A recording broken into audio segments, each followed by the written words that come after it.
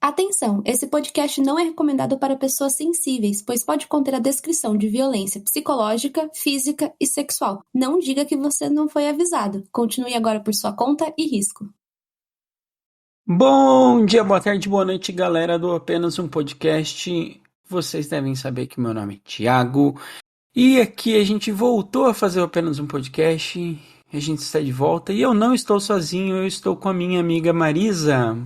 Olá, pessoal, estamos aqui novamente. Vamos começar uma nova fase nesse podcast. Existem boatos, não iremos prometer, mas existem boatos correndo por aí que talvez a gente grave toda semana, né, Thiago? A gente fala aqui com um pouquinho de medo, né? Porque vida real aqui, gente. A gente não é herdeiro, infelizmente. Nossos pais não se preocuparam em, né, ganhar dinheiro, ficarem ricos, assim, eles não se preocuparam, então a gente é trabalhador. Então, assim, pode ser que um imprevisto aconteça no meio do caminho, mas a nossa ideia é de tentar gravar e ter um episódiozinho pra vocês toda semana, episódios extras pros nossos apoiadores e por aí vai. Pra quem não viu, a gente já tem um episódio extra na Aurelo lá, então caso vocês queiram assistir sobre a família Bender, ficou muito legal. A Marisa falou, eu editei. A gente não teve episódio semana passada porque meu sogro teve um problema de saúde e a gente ficou meio que nisso, então não deu, galera.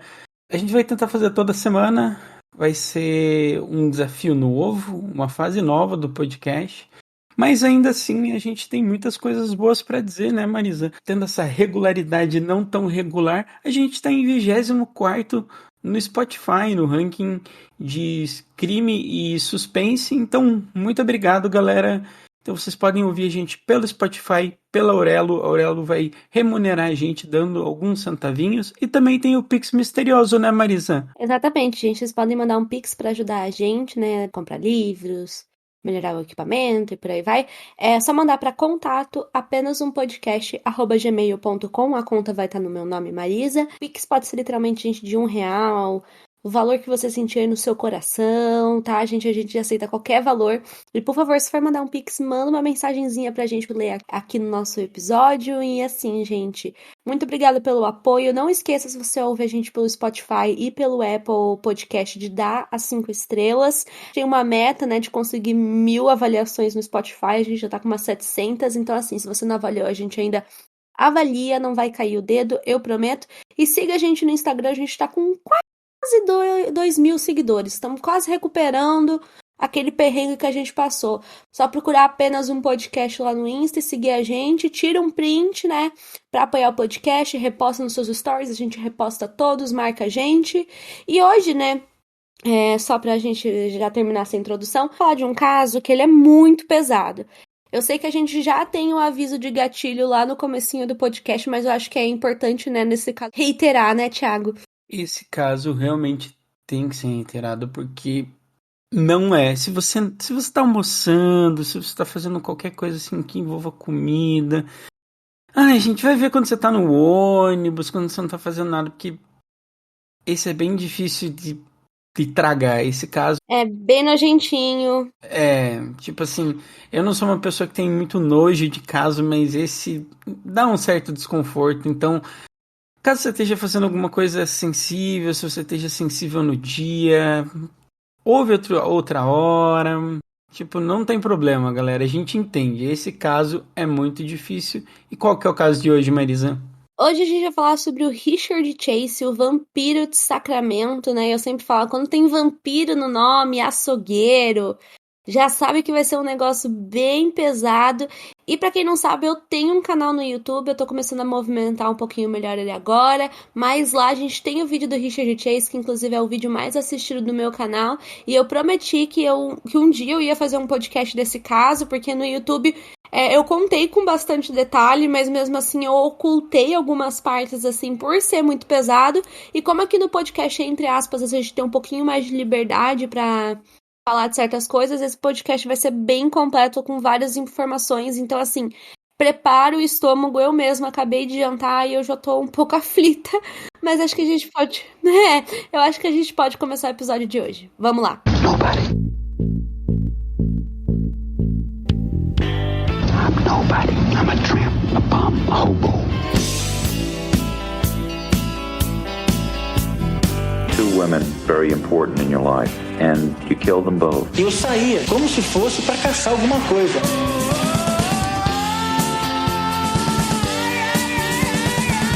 I got this fantasy. I started working out this fantasy online.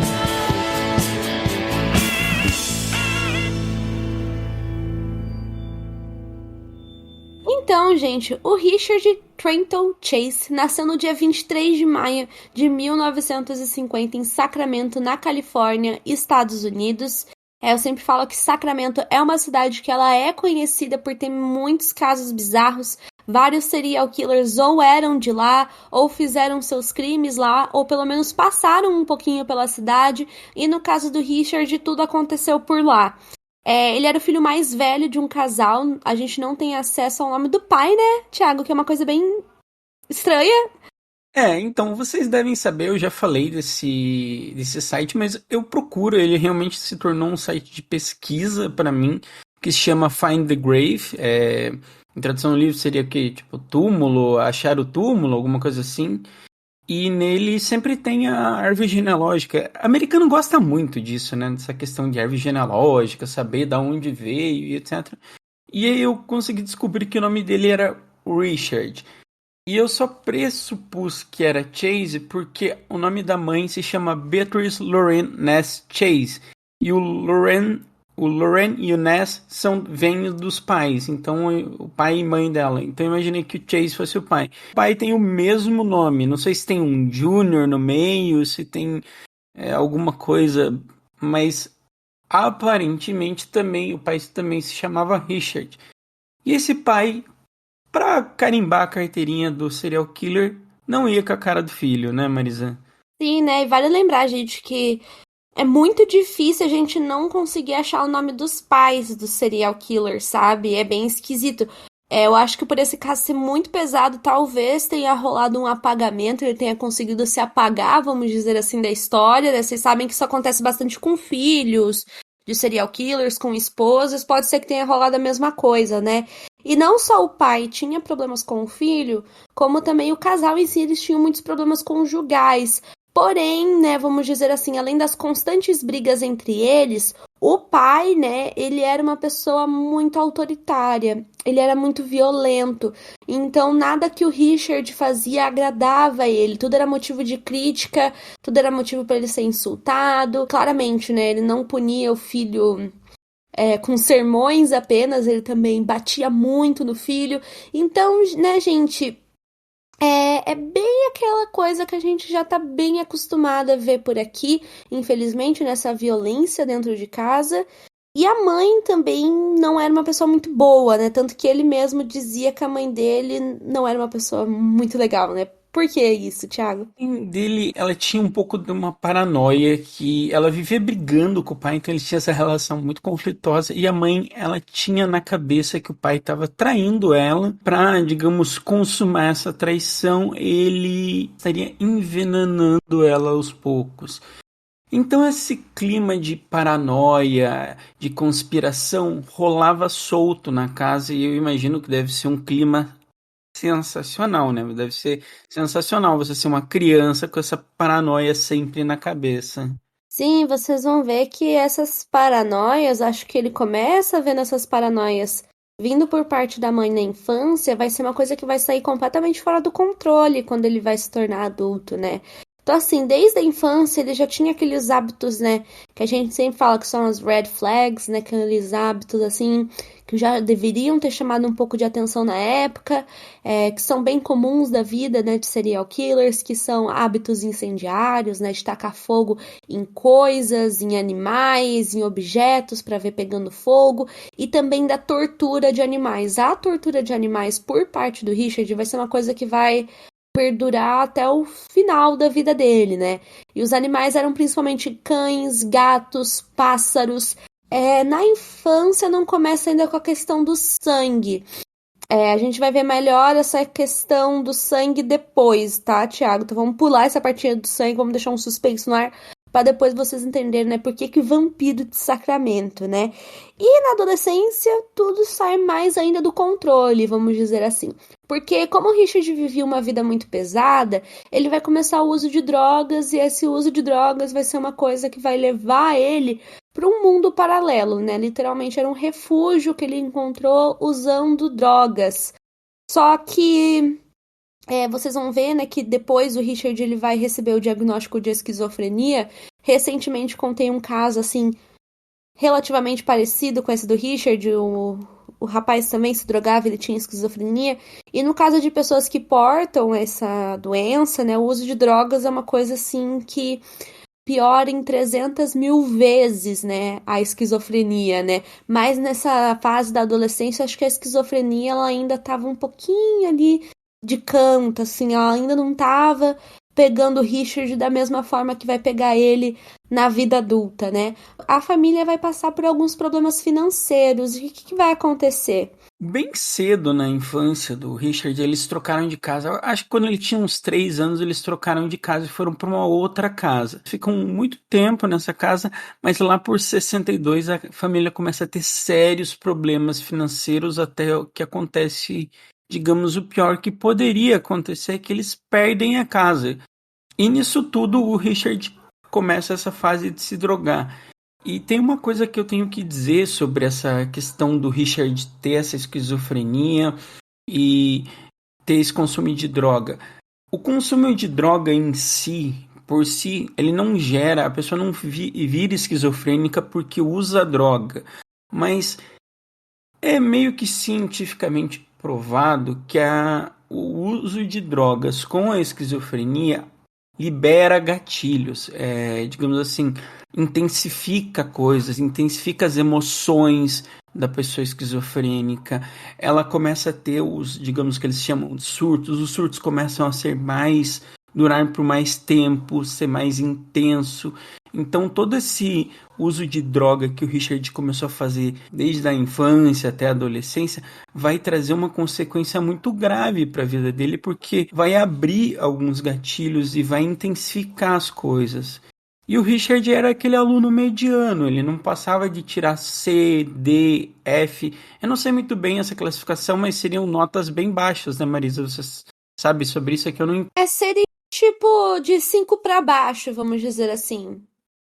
Um 6 para baixo, assim, pra nossa mente, assim, brasileira. Seria tipo C seria uma na média, D um pouco abaixo da média baixo e F seria um 0, basicamente, né? Um 0, um 1 ponto, né? Sei lá, não sei porque que americano não pode ser uma pessoa normal, né? E usar Celsius, centímetros, metros, não. É uma coisa, assim, que... Ai, gente, sem comentários, assim. Desculpa o preconceito, já sendo preconceituosa, né? Mas, assim, na adolescência, a gente vai ver que vai começar a fase mais punk mesmo, né? Porque, bom, o Richard, ele chegou a ter uma outra namoradinha, assim, porém ele não conseguia manter relação sexual com nenhuma, porque ele apresentava disfunção erétil. Não se sabe a certo, mas mais ou menos entre os anos de 1965 e 1966, ele foi preso por porte de maconha, acabou pegando uma pena de serviço comunitário. Gente, ele chega a entrar na faculdade, mas vocês vão ver que não vai durar muito tempo, ele vai sair, né? Porque na faculdade ele também era um aluno mediano, porém ele foi atrás de um psiquiatra nessa época para entender porque ele não conseguia ter relações sexuais. Nisso, ele acabou recebendo o diagnóstico de que ele tinha muita raiva reprimida, e o psiquiatra também sugeriu que talvez ele tivesse alguma condição mental, que no caso aqui a gente já sabe mais ou menos o que era, justamente pelo fato dele não conseguir ter essas relações sexuais. E os colegas de quarto? Os colegas de quarto, no começo, eles gostaram de ficar com o Richard, porque, pô, eles viviam meio que numa república, era tipo uma casa conjunta, então eles dividiam despesas, então era uma coisa boa pro Richard. Só que depois os colegas de quarto começaram a não suportar mais o Richard, porque ele se drogava sempre, era sempre cheiro de droga, ele meio que não saía do quarto. E aí os amigos estavam de saco cheio deles. E aí qual foi o jeito que eles forçam o Richard a ir embora? Bom, gente, basicamente, tipo, eles pedem pro Richard ir embora. E já que o Richard não ia embora, eles decidiram ir embora, basicamente. Eles falaram, tá bom, a gente divide as contas aqui, a gente não suporta mais você não vai conseguir pagar as coisas sozinhas, a gente também não vai ficar pagando pra você ficar fumando, E eles vão embora. E aí o Richard, ele meio por questão financeira não vai conseguir bancar aquela casa. E ele acaba tendo que voltar. Parênteses, assim, para jovens universitários nos anos 60 acharem ruim o uso de drogas excessivo, imagina como é que era. Tem todo esse contexto mesmo. A Realmente. gente tem uma noção, assim, devia ser uma coisa muito, muito, muito pesada, né? E a situação da vida do Richard, ela fica mais pesada depois, porque os pais se divorciam e nisso ele passa a morar com a mãe. E vai ser aí que ele vai despirocar de vez, né? Que a esquizofrenia vai se desenvolver aí para um quadro muito mais grave. E nisso ele vai passar um tempo em alguns hospitais psiquiátricos. Ele chegou a ser preso novamente por ele estar portando uma arma calibre 22, né? O Richard, assim como muitos outros serial killers que a gente falou, tinha também uma obsessão por armas, ele gostava de armas, né? Mesmo, obviamente, ele não podendo ter uma. E como foi comprar essa arma, Marisa? Porque eu vi o vídeo no YouTube de você e eu achei muito engraçado, porque naquele vídeo você estava muito feliz, você estava muito louca de energética, então dava pra ver que você estava serelepe, assim, foi bem legal aquele vídeo. Vocês devem assistir, hein? Ai, gente, até vejo, né? Porque é bem legal a gente ver com as fotos, né? O nome do meu canal é Lady From Stars também, pra quem quiser procurar. Gente, é que basicamente, assim, Estados Unidos, né? Aquela coisa, né?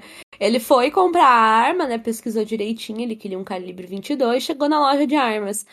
Ah, gostaria de comprar um calibre 22, né? Daí o cara entregou o formulário, aí no formulário tava: você tem alguma doença mental, uma condição mental? Ele marcou: não. Você já ficou em um hospital psiquiátrico? Não, não, não. E isso foi o suficiente, gente. E ele comprou a arma. Então, tipo assim, não sei hoje em dia, tá? Mas na época vocês veem, né, gente? Vocês ficam chocados com os casos antigamente, mas é literalmente assim: você tem alguma doença mental? Não, não tenho. Ah, beleza, toma aqui o seu revólver.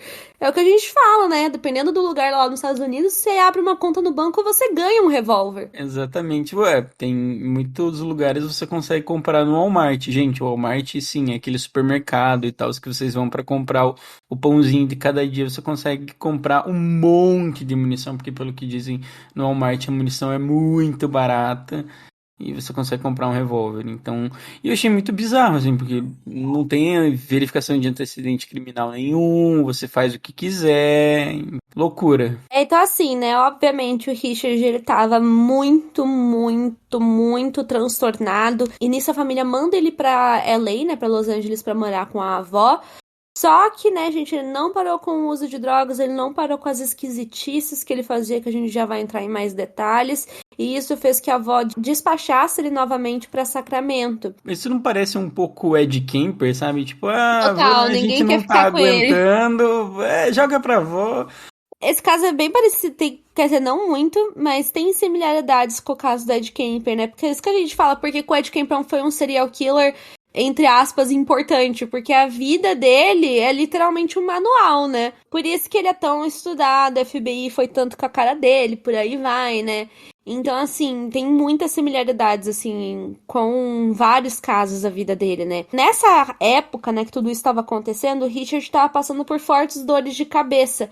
E ele não sabia exatamente o que fazer a respeito disso. A família, ela já estava bem cansada com o filho problemático que eles tinham. E nisso eles decidiram, né, que o melhor era deixar ele sozinho, né? Claramente, tipo, ia ser bom pra eles, mas ia ser terrível pra ele, né? É claramente uma coisa super madura de se fazer, né? Diz que o Richard, ele já tinha ido em alguns institutos e nesses institutos falavam pra ele que se ele se comportasse bem, ele ia ser recompensado, e ele achou que a recompensa seria sair de lá. E quando ele viu que ele estava se comportando bem e não ia sair, ele, tipo, fugiu. Ele tinha essas dores de cabeça, ele não sabia o que era, ele não sabia o que dizer, ele não sabia o que fazer. E os pais também já estavam cansados dele. O pai dele pagou a fiança para ele quando ele foi preso com essa arma calibre 22, então ele estava bem cansado disso.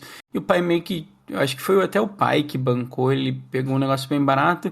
E de vez em quando o Richard ia na casa dos pais e tanto do pai quanto da mãe falava que ele estava bem, que a vida dele estava sendo mudada, sabe? Ele estava querendo meio que passar um verniz que estava tudo bem. Mas claramente não tava, né, Não gente? tava. Porque ele era uma pessoa que não poderia ficar sem outra pessoa observando ele, né? porque ele fazia tratamento nesse período aqui, a família já tinha uma noção que ele estava sofrendo de uma condição mental. Tudo que eles fizeram foi botar o filho sozinho em um apartamento e falar, ó, diga não às drogas. Assim, com a mãozinha, sabe? ProErd é o programa. Foi só isso que eles fizeram, assim, largaram ele. E o que acontece? Nesse apartamento vai ser aonde tudo vai ficar meio louco. E só um detalhe, assim, né, interessante do caso, né, que nessa época que ele chegou a morar com a mãe, né, antes de tudo isso acontecer, quando ele estava com a mãe, ele... Como é que eu posso dizer isso? Ela desmamou a medicação dele, ela parou de dar o remédio pra ele. Então, assim, gente, os pais realmente não estavam levando nem um pouco a sério a condição mental que o filho tinha. Porque foram vários sinais, foram várias coisas que aconteceram e que claramente eles não estavam dando atenção nenhuma pro filho. Então, assim, não preciso nem explicar, né, o quanto isso é gravíssimo. A gente já falou em vários outros casos, que é super grave, para medicação psiquiátrica, por aí vai. E uma vez que ele estava sozinho no apartamento, ele começou a delirar cada vez mais, né? Como eu disse lá no começo, ele sempre teve o hábito de matar animais e agora ficou ainda maior. Então, ele começou a pegar os animais de estimação dos vizinhos e ele levava para casa dele, inclusive ele falava para os vizinhos o que ele tinha feito com os animais. E uma vez que ele capturava esses animais, estripava, né, cortava esses animais, tirava os órgãos. E enquanto eles ainda estavam crus, ele comia a carne desses animais. E aí que entra, eu acho que o ápice, né? Por isso que a gente falou que esse podcast, se você tá comendo, não é muito legal. Porque ele pegava as entranhas, os órgãos desses animais, colocava dentro do liquidificador e batia com Coca-Cola. E ele falava que isso era um milkshake, sim, gente. Ele mandava isso pra dentro, ele bebia isso daí. Por que ele fazia isso, né? Ele bebia o sangue desses animais. Porque, como eu disse, nessa época ele estava passando por várias e várias e várias paranoias diferentes. E ele achava que se ele não consumisse sangue, o sangue dele ia desaparecer, o sangue dele ia virar pó. Ele também tinha certeza que alguém tinha roubado uma artéria dele. Sim, gente, é umas coisas bem... Sim, uma artéria, que o coração dele ia ficar pequeno, que o coração dele ia começar a diminuir. São umas coisas bem surreais, assim, tipo, de paranoia. Ele também começou a ter as mesmas paranoias que a mãe dele tinha de que ele estava sendo envenenado. Falava que era o envenenamento por sabão, né? Sabe quando você deixa o sabãozinho, assim, na pia? Na mentalidade dele, né? Se você pegasse o sabonete, né, ele tivesse úmido embaixo, você estava sendo envenenado. Mas se ele tivesse seco na hora que você pegasse, aí não, você não estava sendo envenenado. Então, tipo assim, ele começou a criar várias teorias da conspiração, várias paranoias na cabeça dele, e isso foi ficando cada vez mais grave, até que ele foi internado em um hospital psiquiátrico em 1973, depois que ele foi pego em flagrante injetando sangue de coelho nas veias dele. Nisso, né, gente, ele entra no entra e sai de hospitais, mas eu acho que a internação mais importante, assim, pra gente falar um pouquinho sobre, foi a internação dos anos de 75 a 76, onde ele foi internado involuntariamente em uma instituição psiquiátrica, justamente por, como eu disse, por injetar sangue de coelho nas veias. A gente não tem a data certa dessa hospitalização, tá, gente? Aconteceu em algum momento dos anos 70. E qual que vai ser o apelido que ele vai receber dentro desse hospital? Drácula, por causa da fixação que ele tinha por sangue, porque, gente, ele injetava esse sangue de coelho e, pelo que dá a entender nos relatos, o que deu start nisso tudo para ele ser, digamos, internado compulsoriamente foi quando o pai dele uma vez foi ver ele e viu que o filho estava muito mal. E aí o filho começou a falar das paranoias para ele. Começou a falar que ele batia essas coisas no liquidificador, as entranhas de animais, que ele injetava sangue de coelho.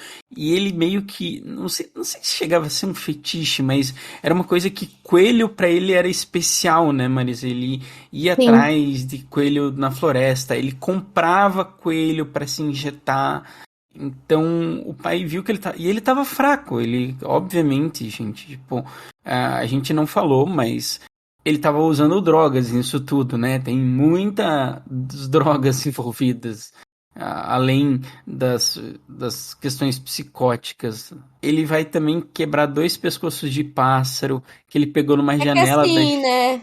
Mesmo ele estando no hospital psiquiátrico, né, gente? Que é uma coisa que é monitorada, né? Por mais que pode ser um hospital horrível, mas tem uma certa monitoração. Ele não parou de matar animais lá dentro, né? Então, que nem o Thiago Não, falou, ele quebrou o pescoço de 2 passarinhos que estavam na janela, bebeu o sangue deles, eu acho que piorou ainda mais, né? E deu essa fama dele de Drácula no hospital. Foi exatamente o momento que ele matou alguns cães que eram usados na terapia, né? Porque de vez em quando esses hospitais psiquiátricos, né? Geralmente eles fazem vários tipos de terapia, terapia com música, com arte. E alguns usam a terapia com animais, né? Pra relaxar e por aí vai. Eles levam uns pets. quem não foi numa gatoterapia, alguma coisa assim, pra, tipo, É, aliviar o estresse e tal. sim, então é usado.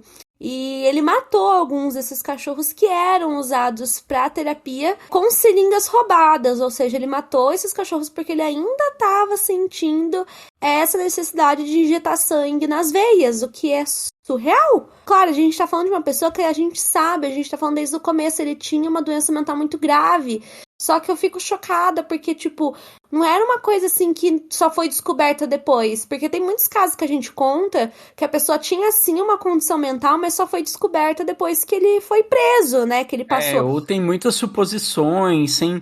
Ai, Isso, putz, mas no caso dele não. No a caso gente dele, a sabe. mãe. É, Todo mundo sabia. ele tinha uma predisposição, porque a mãe dele tinha também. Então, gente, todo mundo sabia isso.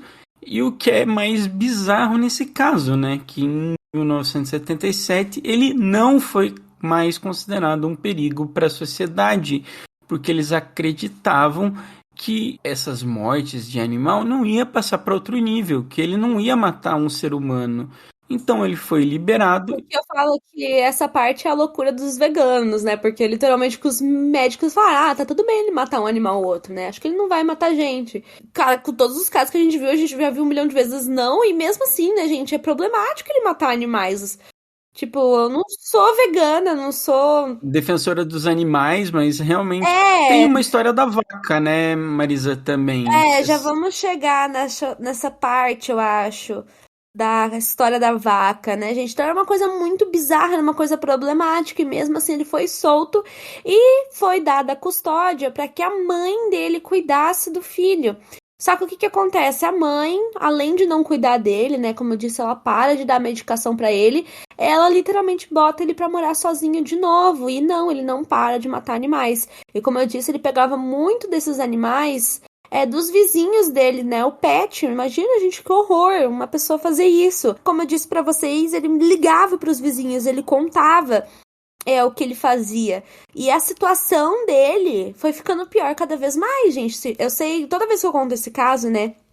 Eu sempre falo das minhas lives, mas é porque nas lives eu consigo captar bem a reação das pessoas conforme eu vou contando o caso, né? Porque as pessoas vão comentando. E eu lembro que quando eu chego assim, tipo, eu falo que vai piorar, todo mundo fica, quê? E eu falo, gente, a gente tá só no começo do caso. Nem os assassinatos, né? É Sim, só. a gente só tá no começo do caso. A parte bizarra vai vir a partir de agora. Porque assim, ele foi ficando cada vez pior. Eu acho que vai ter uma foto dele aí na capa do podcast e vocês vão ver. Ele tava ficando cada vez mais magro. Ele parou de cuidar de si. Tanto que, tipo, eu acho que as únicas coisas que ele se alimentava mesmo eram essas coisas bizarras que a gente falou, de tripas de animais, sangue, por aí vai. Parou de tomar banho, ele parou de escovar os dentes. Como eu disse, ele parou de comer comida normal. E nisso ele foi ficando cada vez mais magro. Então, assim, ele tava debilitado. E eu acho simplesmente impossível ninguém ter percebido isso, sabe? E assim, gente, aí chega a história da vaca que a gente tava falando, né? Porque em 1977, ele foi encontrado pela... Detalhe, eu ia terminar a frase, né? Mas, 77 foi o ano que ele foi solto. No mesmo ano já encontram ele nesse estado, né? Ele é encontrado pela polícia cambaleando pelado, né, gente, nu, coberto de sangue. E isso, obviamente, assusta a polícia. Eles encontram o carro do Richard e lá eles encontram 2 baldes cheios de sangue. Porém, esse sangue era sangue de vaca e por causa disso a polícia liberou ele. É meio que o delegado, digamos, eu não entendi se o fazendeiro não quis prestar queixa, mas Quiseram comprar essa briga, vamos dizer assim. tipo, eles não acharam nada demais, acharam que, sei lá, mas, meu, era aquela coisa, bate e vê o histórico do cara, pelo amor de Deus, gente, não, Ninguém fez nada, gente. ele não é um pontinho no oceano que ninguém, não, tipo, putz, cara, foi no mesmo ano que ele saiu, é bem revoltante esse caso. E a partir daí, como a gente disse, agora a gente vai ser só ladeira abaixo, porque agora sim a gente vai entrar nas vítimas, né, gente? Nas pessoas, né? Os médicos falaram que ele nunca ia matar pessoas, mas vocês vão ver que vai ser, tipo assim, uma atrás da outra, praticamente, né?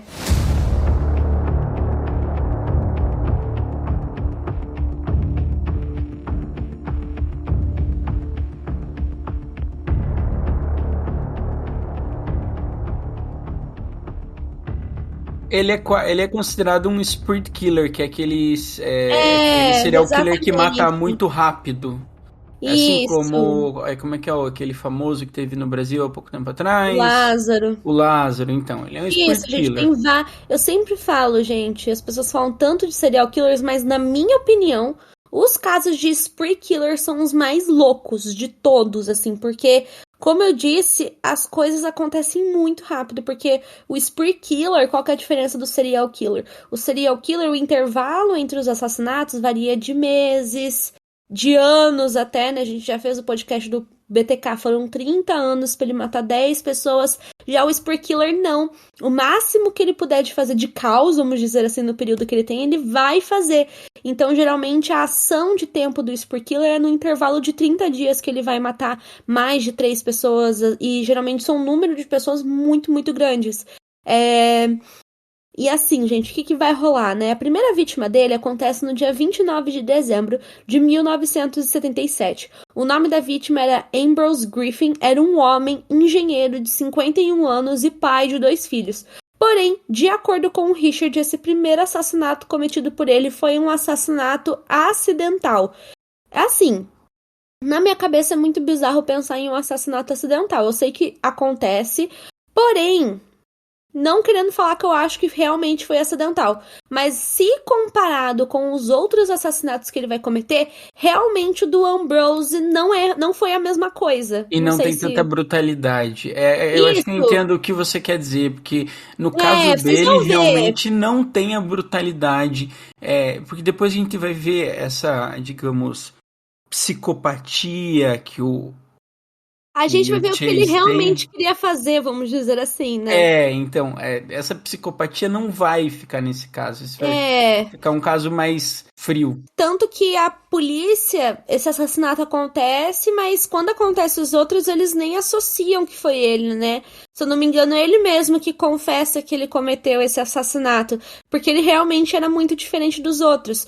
De acordo com o depoimento do Richard, o carro dele tinha quebrado na frente da casa do Ambrose, e nisso ele começou a mexer no revólver dele, que estava no porta-luva, ele começou a mexer, e o Ambrose tinha acabado de chegar em casa, ele estava mexendo no carro, né? Sabe aquelas garagens dos Estados Unidos, lá não tem muro, essas coisas, então o carro estava estacionado assim na frente da casa, e ele estava pegando as compras de dentro do carro. Nisso, de acordo com o Richard, ele acidentalmente disparou contra o Ambrose, e nisso, né, que aconteceu esses disparos, infelizmente, foi fatal, e o Ambrose morreu na frente da casa dele. Realmente, assim, ele foi encontrado na frente da casa dele, se eu não me engano. Porém, tipo, se foi acidental ou não, esses tiros, a gente nunca vai saber. Eu acho, minha opinião, Thiago, que teve alguma paranoia dele envolvida. Eu acho que alguma paranoia teve, porque o relato dele é muito confuso. E aí eu acho que, tipo, ele meio que tenta dar uma Sim. subvalorizada. Eu acho que foi, tipo, ele tava numa paranoia e o cara acabou dando o azar de estar na frente dele. Mas vamos lá. Pode ser, né? Que vocês sabem que esquizofrenia, às vezes a pessoa ela tem alucinações, né? Pode ser que ele tenha visto alguma coisa, atirado, achando que era uma coisa, mas era outra, né? E a gente nunca vai saber o que se passou na cabeça dele, né? E nisso também, né, gente, ele vai fazer uma coisa, né, que o FBI fala que é o roubo por fetiche, né? Que ele começa a invadir algumas casas, né, gente? E ele só invadia Ó, o medinho que eu vou botar em vocês agora. Ele só invadia casas que tivessem alguma porta ou janela aberta. Ou seja, ele não forçava a entrada, né? Ele não arrombava a porta, não quebrava a janela. Ele só invadia aquilo que já estava aberto. Porque, de acordo com ele, se estava aberto, é porque ele era bem-vindo ali. E se tivesse tudo fechado, então ele não era bem-vindo e ele não invadia a casa. Então, não é que nem o caso do Richard Ramirez, que a gente contou, que havia essa questão do arrombamento, né? Teve caso, sim, que o Richard Ramirez, no caso, entrou em casas que estavam com janela aberta, por aí vai, mas em alguns casos teve a questão dele ter arrombado portas. Na casa do Richard, no Richard Chase, né? Estamos falando de dois Richards. Não, né? Ambos eram oportunistas, mas o Richard Chase tinha essa questão de que ele achava que a oportunidade tinha que estar com a porta aberta, senão ele não entrava. E só pra vocês terem uma noção, assim, ele invadia as casas, né, pra roubar lingerie, roubar várias coisas mais sexuais, não eram coisas de valor, né? Por isso que o FBI falam que é roubo por fetiche, é o fetiche de roubar, é o fetiche de ter uma calcinha, uma lingerie da mulher que tava dentro daquela casa. Era mais nesse sentido que ele cometia esses roubos, né? Não eram coisas de valor. E um exemplo que acho que é o mais conhecido desses roubos de fetiche que ele fez foi em uma situação que ele invadiu a casa de um casal e ele acabou sendo expulso pelo casal que morava ali. Só que antes do casal encontrar o Richard dentro da casa deles, ele fez cocô e xixi na cama do bebê do casal. Então, assim, gente, era uma coisa bem, bem absurda. E esses roubos, assim, a gente não tem precisamente o número, mas de acordo com o livro que eu li, né, sobre o caso que era o Mindhunter Profile, né, tinha um capítulo sobre o Richard Chase, foram vários, assim, mas a gente não tem o número. E também não, tipo, eu acho que essa galera não fez um boletim de ocorrência pra depois a polícia conseguir, porque tem alguns casos que depois eles vão conectando os pontos, mas e ele também tinha essa questão de ser mais desorganizado, né, Marisa? A gente vai falar daqui a pouco. Ele era bem desorganizado, é o que a gente fala de serial killer desorganizado, né? Mas agora a gente vai falar do assassinato que aconteceu no dia 23 de janeiro de 78, que foi contra Teresa Walling, não sei como é que fala, que estava grávida de 3 meses na época, quando ela foi assassinada. Ela era funcionária pública, e na manhã do assassinato dela, ela tinha ido no shopping, num estabelecimento, depositar um cheque. E isso fez com que a polícia, no começo, acreditasse que talvez o criminoso tivesse visto ela depositando esse cheque, e teria ido atrás dela para cometer o assassinato. Mas, tendo em vista que foi o Richard Chase, eu acho que não foi isso que aconteceu. Foi realmente ele invadiu a casa dela com intenções péssimas. E assim, gente, se preparem porque agora vai ser bem pesado. Então, como eu disse, a Teresa, gente, ela estava grávida de 3 meses. Richard invade a casa dela e atira contra ela 3 vezes. Depois disso, ele tem relações sexuais com o cadáver e enquanto ele fazia a relação, ele esfaqueava a barriga dela com uma faca de açougueiro.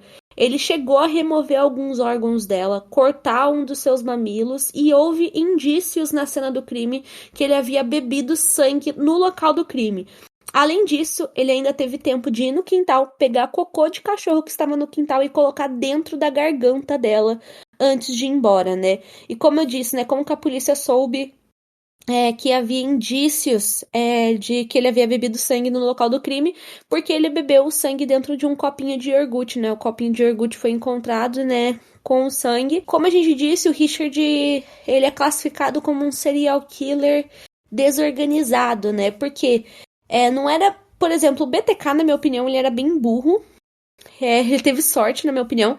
Porém, ele era um serial killer organizado. Só que acontecia do plano dele não dá certo. Ele era mais trapalhão do que... Mas ele se planejava, exatamente. Eu ia falar, ele escolhia a vítima, ele conhecia a vítima antes. Ele tinha o kit dele de assassinato, ele se mascarava, ele era organizado. O Richard não, gente. Ele é desorganizado porque ele entrava dentro da casa... gente, de acordo com a perícia, eles conseguiam achar a impressão dele na casa espalhada por tudo, impressão da palma da mão inteira, dos pés. Então, assim, eram muitas evidências na cena do crime, né? Na época não tinha o teste de DNA, mas, tipo, se tivesse DNA na época, ia ter DNA dele na cena do crime inteira. Então, tipo, vamos dizer assim, ele não tinha nenhum planejamento. Ele não arquitetava esconder isso. O que acontece, gente? Eu vou fazer essa pergunta pro Thiago, né? O que você acha que aconteceria? A gente deu essa descrição desse crime pavoroso, inclusive quem encontrou o corpo da Teresa foi o marido dela, e de acordo com o que falam, né, o marido dela ficou em choque que ele não conseguia falar quando ele viu tudo isso. O que você acha que teria acontecido se a polícia tivesse divulgado pra mídia e pras pessoas o que realmente tinha acontecido com a Teresa?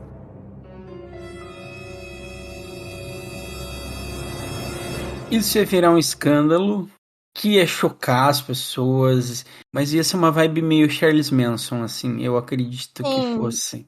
As pessoas iam entrar em pânico. Então, quando a polícia chegou no local e viu a cena do crime, eles não divulgaram todos esses detalhes que a gente contou pra vocês, né? Só se sabia que uma mulher tinha sido assassinada. Porém, eles já tiveram a ideia de, nessa época, pegar todas essas informações e mandar pro FBI, para que o FBI pudesse avaliar. Como vocês sabem, né, a gente sempre fala de Mindhunter, que é uma série maravilhosa, e é bem nesse período, né, de 78, final dos anos 70, que eles estavam começando a estudar os serial killers e fazer o que eles chamam de perfilação, né. A perfilação do Richard foi o Robert Relasser, não sei se assim fala o nome dele, que no Mindhunter é o Bill, que é aquele policial mais bravo. É o Bill Tent, que é o mais troncudinho e etc. Policial bom, policial mal, né? Ele é o policial Sim. mal, no caso, né? Então é ele que faz a perfilação do Richard. E, tipo assim, ele só viu as fotos, provavelmente, e os detalhes da cena do crime. E o que ele disse, né?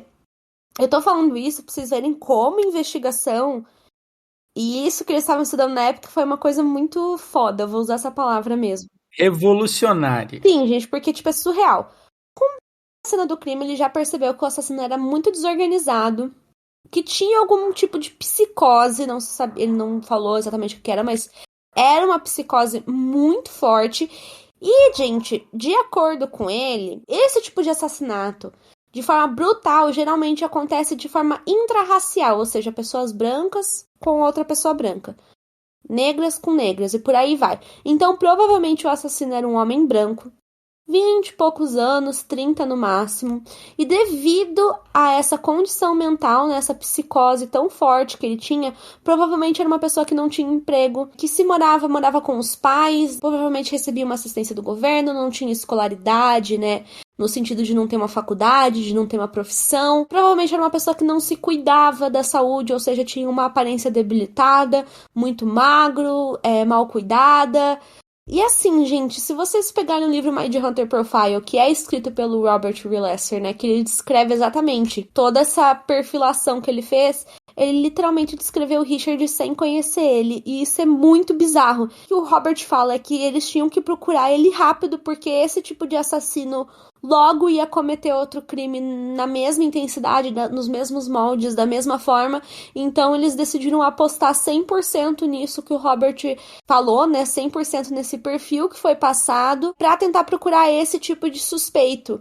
E é muito bizarro, assim, porque isso foi só algumas informações, né? Se vocês lerem completa, que eu tô sem o livro agora, é bizarro, porque ele descreveu o Richard, tipo, de personalidade fisicamente. Só observando a cena do crime, gente. Então, tipo assim, é uma coisa muito foda. E para vocês verem como essa era uma ciência que não era muito levada a sério e como ajudava nas investigações criminais, tanto que a galera de Sacramento foi atrás dele. Como a Marisa disse, o Bill Tent, até falei o nome do personagem. O detetive vai falar isso, vai dar esse perfil, e 4 dias depois, no dia 26 de janeiro de 78, ele invade outra casa onde estava Evelyn Myrtle, de 36 anos, e Daniel Mergett, de 52, que era um amigo da Evelyn, e também tinha o filho de 6 anos de idade, que se chamava Jason. Ele entra na casa com uma pistola calibre 22 e a primeira pessoa que ele atira é no Daniel. Ele estava interessado na Evelyn, na real. Ele matou os homens porque eles estavam lá. Ele mata o Jason, né, o filhinho que tinha 6 anos. E depois disso, né, ele arrasta a Evelyn até a cama. A polícia tem uma leve impressão que talvez ela tenha sido arrastada pra banheira, porque a banheira foi encontrada com uma água meio... Não chegava a ser sangue puro, assim, mas ela tava meio avermelhada, então tinha sangue naquela banheira. Mas ela foi encontrada morta na cama dela, com as pernas abertas, e o abdômen dela tava totalmente cortado, assim, tava totalmente cortado. As vísceras, assim, elas estavam todas pra fora. Ele teve relações sexuais com ela, e da mesma forma com a Teresa, enquanto ele tinha essas relações sexuais, ele mutilava o corpo dela. Bom, o Richard ele só fugiu depois que ele ouviu o barulho de alguém bater na porta, e nisso ele conseguiu fugir com o carro que estava na casa. O que acontece? A cena do crime ela era pavorosa, era uma criança de 6 anos que morreu, um homem que tinha sido baleado diversas vezes e uma mulher que estava dilacerada, e novamente tinha indícios de que sangue tinha sido bebido na casa. Então tinha, tipo, sangue e resquícios, provas pela casa inteira. Aí acontece o mais inacreditável, né, Marisa? Sim. E o que acontece? A polícia estava fazendo a investigação e nisso chega uma mãe chamada Karen Ferreira, desesperada até o local, falando e perguntando pra polícia o que aconteceu, cadê o meu bebê? E a polícia fica, bebê? Sim, gente, tinha um bebê na casa. Que era o sobrinho da Evelyn, que era o Michael Ferreira. Esse bebê, gente, ele tinha quase 2 aninhos. Quase 2 aninhos. E a Evelyn tava cuidando desse bebê pra mãe, né? Ela tava fazendo esse favor de cuidar do bebezinho. E o que acontece? A polícia, até esse momento, eles não sabiam que tinha um bebê na cena do crime. Não sabiam porque o corpo não foi encontrado. Então, eles voltam pra cena do crime. E nisso, eles encontram o berço do bebê. E assim, gente, assim que eles olham pro berço do bebê, eles já perceberam que o bebê, independente de onde ele estivesse, ele não estaria com vida. Porque tinha sangue no berço e também tinha uma perfuração bem no travesseirinho do berço que tinha a marca do projétil, né? A marca do tiro. E além disso, encontraram partes de cérebro de criança na banheira e também espalhados pelo quartinho onde o bebê estava. E assim, gente... Eu não tenho nem o que falar, pra falar a verdade. É muito pesado. Eu não quero nem falar tendo uma criança, então eu me Como você furto. sabe, o Thiago, ele é pai, né? Então acho que pra ele deve ser pior ainda de ouvir isso. E assim, era muito pesado e a polícia tava desesperada. Tipo, era óbvio, eles já perceberam logo de cara que infelizmente o bebê tava morto, porém o corpo do bebê não estava ali. Então, né, eles percebem que o assassino ele tinha fugido da casa com o carro que pertencia à família. Então, imediatamente, novamente, eles ligam pro Robert Relesser, desesperados, pedindo algum conselho.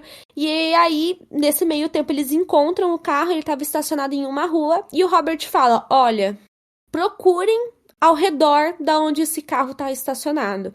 Porque esse assassino, ele é completamente desorganizado, e provavelmente ele estava numa alucinação, vamos dizer assim, tão grande que ele não se preocupou em estacionar esse carro longe da real casa dele. Então ele já tinha um perfil de aparência, de personalidade, eles filtraram isso e começaram a procurar num raio assim próximo da onde esse carro estava.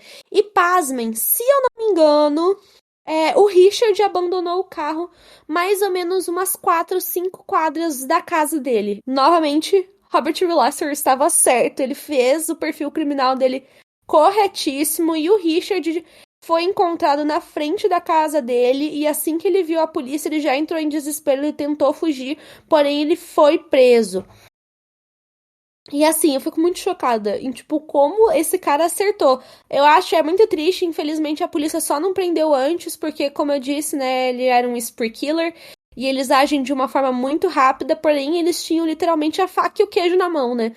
Nessa investigação não rolou um grande equívoco. Tipo, eles fizeram o que dava pra fazer, sabe? Foram atrás de quem ia resolver o caso e que resolveu o caso. Tinha umas red flags antes que dava pra ter pegado, tipo, na questão da vaca e tal, mas é muita especulação. Esse foi um caso, assim, que eu, sinceramente, tento que a polícia tentou, sabe?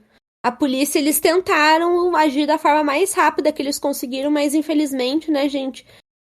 Um dia a gente tenta explicar melhor o que é um spree killer, por aí vai, mas quem já tá ligado, né, em português fala assassino relâmpago, na verdade, sabe que, tipo, cara, eles são muito rápidos.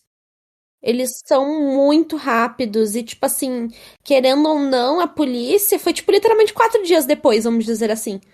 Provavelmente a polícia ainda tava analisando a cena do outro crime, sabe? Também é conhecido como matador de impulso, né? É, isso. E assim, gente, o que que aconteceu com o bebê? Vocês devem estar pensando. Gente, o corpo do bebê, ele foi encontrado dentro de uma caixa próximo a uma igreja, decapitado alguns dias depois.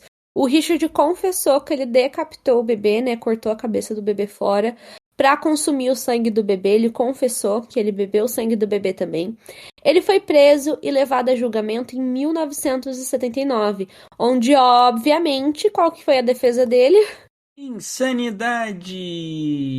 Mas eu vou ser sincera, eu fico muito surpresa já dando um spoiler que ele não conseguiu pegar a alegação de insanidade. Eu acho que ele não conseguiu porque a polícia convenceu que de algum jeito aquilo tinha um padrão mais doentio na questão, não na questão de doença, Ele era mas sádico. exato, dele ser doente barra sádico, não dele ser doente barra mental. Isso, então a defesa, né? Eles tentaram alegar que ele era insano, levaram todo o histórico médico dele. Gente, o julgamento foi bem longo dele, na real. Tem um site que chama Canal Ciências Criminais. Por mais que tenha canal, é um site aqui que é brasileiro. Tá em português e ele é escrito, eles escrevem esses casos, só que são advogados, né? Aí geralmente tem muito detalhe assim do julgamento, né? Então, pra quem quiser saber mais dessa parte, dá uma olhadinha nesse site.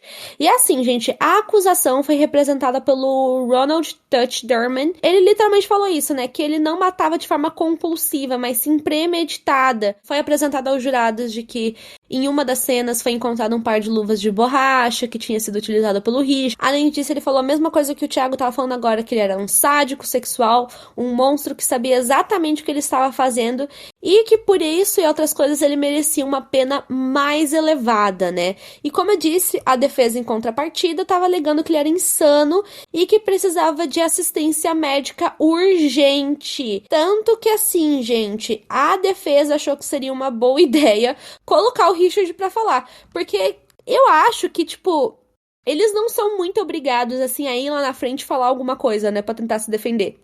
Não, mas quando eles são colocados no júri, eles têm aquela coisa de falar a verdade, Sim. etc. E aí a pressão sobre digamos, o acusado aumenta muito, porque daí a acusação vai chocar diretamente com quem fez o crime. Então, por isso que Sim. não é muito comum isso acontecer. É, mas aconteceu, eles acharam que seria uma boa ideia. E nisso, ele jogou a culpa, né? Disse que a culpa de tudo isso ter acontecido foi dele ter sido maltratado e dele ter tido aqueles problemas sexuais que a gente contou bem lá no começo, na adolescência. Então, ele jogou a culpa tudo nisso e disse, né? Admitiu ter bebido o sangue da Teresa, Wilson e também do bebê, né? Ele admitiu. E depois ele pediu desculpa pelos crimes que ele cometeu, mas todo mundo fala que foi bem ridículo isso. Eu acho ridículo, porque foi um pedido de desculpas, obviamente, sem nenhum pingo de emoção. E assim, no dia 8 de maio de 79, após 1 hora de deliberação, os jurados chegaram ao veredito e o Richard foi condenado à pena de morte. No Mindhunter Profile é dito que ele foi condenado à cadeira elétrica. Porém, em alguns sites falam que ele foi condenado à câmara de gás. Eu acredito, não sei, que talvez tenham trocado o método da morte dele. Talvez inicialmente tenha sido cadeira elétrica, mas a cadeira elétrica ela não é muito utilizada, ela é meio banida em alguns lugares e talvez eles tenham trocado para câmara de gás, eu não sei. Mas foi um, quer dizer, vocês vão ver que não vai ser nenhum, mas foi condenado a um desses dois, tá bom, gente? E qual prisão que ele vai, né, Thiago? Uma prisão assim que quase a gente não fala por aqui. Penitenciária de San Quentin, na Califórnia, para vocês saberem como a Califórnia É o digamos. poço dos serial killers, né, gente? Exatamente. Tipo, tudo que é caso grande, conspiração maluca, tá lá na Califórnia. Tem muita coisa na Califórnia e San Quentin é conhecido, é bem conhecidinho. Acho que a gente já deve ter falado algum caso que alguém foi pra lá. Onde ele conheceu seus colegas de celas e outros detentos que tentavam convencê-lo a se suicidar para não ir para a cadeira elétrica nem para o gás, porque, para variar, ele tinha muito medo disso, né? Isso, até, na real. Porque o que acontece, né, gente? Só pra comentar, San Quentin, assim, vários serial killers já tiveram pra lá. Acho que o Ed Kemper foi uma época. Charles Manson teve uma época também. Richard Ramirez ficou lá o resto da vida dele. Então, assim, gente, é uma prisão assim que quase todas as pessoas assim, que fizeram crimes mais hediondos na Califórnia vão pra lá por algum momento. O que que acontece? Quando souberam que o Richard Chase tava indo pra lá, foi uma coisa que os outros detentos ficaram com medo, sabe? Tipo, porque eles pensaram, pô, o cara mais bizarro, mais maluco de todos vai estar aqui. É tipo uma coisa meio Jeffrey Dahmer, sabe? Rolou a mesma coisa. Então eles começaram a meio que falar: ah, você devia se matar, não sei o quê, tentar convencer ele a cometer suicídio, sabe? Falando que ia ser melhor pra ele, por aí vai. Outra coisa que, digamos, deu um medo na galera, o próprio olhar do Richard, que ele tinha um olhar muito distante, ele nunca parece que tá olhando pra você. As fotos já dá pra ver. Fotos que, tipo, tentam tirar da frente, ele desvia o olhar, ou quando ele olha pra frente parece que ele tá olhando pro além. Então, a gente pode até dizer que, isso não dá medo na galera, mas isso dá medo na galera, sabe? Sim, gente, é por foto.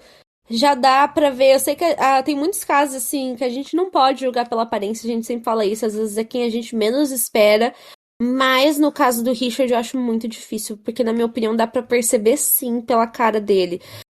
Antes de acontecer o que vai acontecer daqui a pouco, que a gente já vai falar, ele chega a ser internado num hospital psiquiátrico por um tempo, daí ele volta pra prisão. E no hospital psiquiátrico, só pra vocês verem, gente, que não eram só os presidiários, eram tipo todo mundo.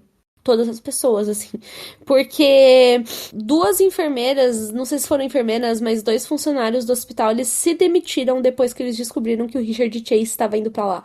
Então, assim, gente, era muito pesado. Tipo, todo mundo sabia que ele era, tipo, uma pessoa muito, muito, muito louca. Ele volta pra prisão e ele acaba cometendo suicídio por overdose. Como ele tomava remédios, né, pílulas pro seu tratamento, ele acabou meio que fingindo que ele tomava e guardava essas pílulas. Até que no dia 26 de dezembro de 1980, ele tomou todas essas pílulas que ele guardou e cometeu suicídio. Foi uma overdose, né? Uma overdose de Sim. medicação. Mas é bom explicar, né? Porque como foi na prisão, o pessoal fica assim, ué, como é que ele na prisão, né? Mas, gente, foi assim. Foi assim, né? Ele foi guardando os comprimidos até que ele tomou tudo de uma vez e morreu. Então ele escapou da pena de morte. Momento 5 centavos pra encerrar? Momento 5 centavos. 5 centavos. Vamos lá, então pode começar, Marisa. Eu sempre falo, na minha opinião, na real, todos os casos criminais são bem, bem, bem, bem pesados, assim.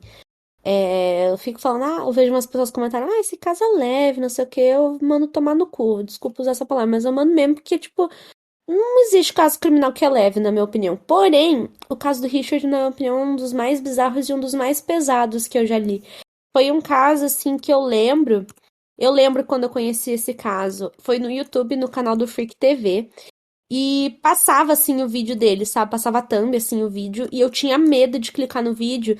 Porque pelo olhar dele, eu já sentia medo, né? Por isso que eu falo que, na minha opinião, o Richard Chase, pela cara dele, eu já sinto um pouco de medo dele. Aí eu passava o vídeo, eu via a cara dele e eu ficava meio assustada, até que um dia eu tive coragem e decidi ouvir. Aí eu entendi que o porquê, né, que eu tava sentindo aquilo, né? E eu lembro que foi um caso, assim, que me deixou mal, assim, a primeira vez que eu ouvi ele. Me deixa mal, me dá um pouco de revertério, sabe? Me deixa um pouco nervosa. Dá aquele gosto, essa sensação ruim, eu entendo, aquela sensação de desconforto. É, É porque, assim, gente, teoricamente, eu e a Marisa, a gente gosta de ver como se decorre o caso criminal, como está tudo. E, ok, tem uns que a gente fala, é difícil, é pesaroso, a gente sabe que tem vítimas, a gente entende tudo isso, a gente entende o pesar das vítimas, o pesar das pessoas que se foram. Só que tem alguns casos que pega muito mais. sim, eu me sinto pesada depois que eu falo desse caso, sabe? Sim, tem casos que, tipo, não tem como se sentir, sabe? Nenhum caso é muito fácil de falar, mas tem uns casos que te pegam de um jeito, e esse caso, ele envolve uma coisa meio gore, meio surreal, sabe? Tipo, umas coisas completamente surreais. Então, para mim, eu tenho muito medo de ver o Richard Chase Acho que você nem chegou a falar, mas eles também. A galera faz um retrato falado dele, né? E o retrato falado fica muito parecido. O dele é um dos mais parecidos, na minha opinião. Eu acho que a única, digamos, coisa diferente é que eles colocam um cavanhaque em vez de um bigode, porque de resto é muito similar. Você vê, eu acho que dá pra sentir quando a gente fala essa questão da psicopatia disso tudo e como devia ser pesado e como os pais não estavam nem aí. Os pais chegou uma hora que os pais encheram o saco e só queriam se livrar. E, gente, ele vai morrer com 30 anos. Tipo, ele não vai morrer super velho, né? Tipo, Novo. ele vai morrer novo. Ele foi preso, sei lá, com 27, 28 anos. Então, ele ficou muito tempo abandonado. Tipo, abandonado à própria sorte. Tipo, da faculdade que ele vai fazer com 21 anos até os 28, ele sabiam do problema deles, ele já tinha ido para alguns centros de psiquiatria e meio que os pais só cansaram dele e desistiram dele. E eu acho perigoso, sabe? Isso se provou depois uma irresponsabilidade sem tamanho. Então, É um caso, assim, que fica o talvez, né? Será que teria sido evitado, sabe? Se ele tivesse. Eu acho que o caso dele, assim, não teria tratamento que mudasse ele de forma nenhuma, de jeito nenhum. Mas, tipo, se ele tivesse permanecido no hospital psiquiátrico, sabe, se medicado, se cuidado, recebido um tratamento, assim, desde o começo, sabe? Não só depois que ele tava bem loucaço, sabe? Então, tipo assim, é um caso que eu acho que fica um pouquinho de si, sabe? Se os médicos não tivessem liberado ele do hospital, ele tivesse ficado lá mais tempo. então, a gente nem fala tanto, começou a falar das drogas no começo, mas, gente, vocês têm que entender que todo esse momento ele também estava se drogando, ele também estava, sabe, tipo, Matando animais, fazendo tudo isso que a gente falou pra vocês. Então foi uma coisa assim que nunca parou. eles estavam fazendo tudo isso ao mesmo tempo. Era literalmente uma insânia Sim, então que não assim, ai, de parava. verdade, hoje eu termino o podcast com uma leve vontade de vomitar, de verdade, eu tô falando sério, eu fico bem, bem ruim quando eu conto esse caso, assim, eu sinto um peso no peito, assim, porque eu acho ele muito Eu não pesado. tenho muito mais o que falar, eu só vou me despedir. Agora, como a gente vai ter muitos casos, então se vocês quiserem ir lá no Instagram e falar, ai, por favor, Thiago e Marisa, falem sobre tal caso, manda o caso, manda alguma referência legal. Ai, tipo, eu conheci esse caso pelo podcast tal, ou pelo vídeo do YouTube tal. Manda também pra gente, a gente olha, a gente vê, acha e faz as nossas considerações e pesquisa. Então, a gente vai aumentar a produção de conteúdo. Então, cola com a gente e vamos nessa. É isso, pessoal, muito obrigada a quem ficou até aqui, né, até o finalzinho aqui com a gente. Até semana que vem, se tudo der certo. Um beijo pra vocês e até o próximo episódio. Beijo, tchau, tchau, galera. Peraí, que eu gosto de fazer um suspense nessa parte, que eu acho que fica mais legal. Eu faço igual os policiais na época, que eles não sabiam que tinha um bebê na casa. Aí só depois que eu dou essa informação, sabe, pra dar um... sabe? Tá. Então pode ficar só até a parte do Jason, que daí eu continuo, tá?